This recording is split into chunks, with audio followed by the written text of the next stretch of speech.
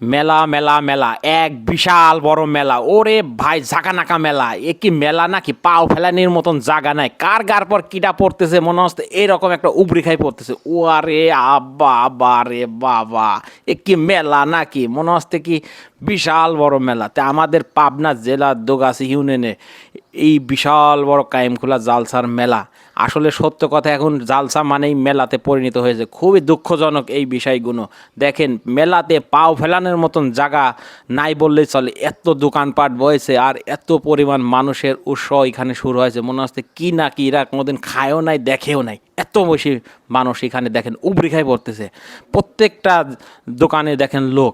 আসলে পাবনা জেলার ভিতর কয়েকটা বড় বড় জালসা আছে, তার ভিতর আমাদের এই দুগাছি ইউনিয়নের কায়েমখোলা জালসাটাও অনেক বড় একটা জালসা।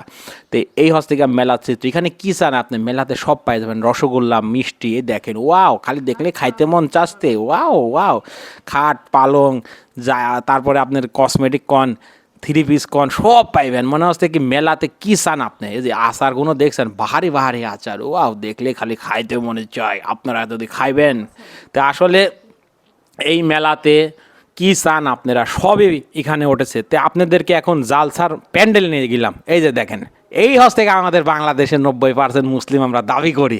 তা আসলে দাবি যে করি 90% আমরা মুসলমান।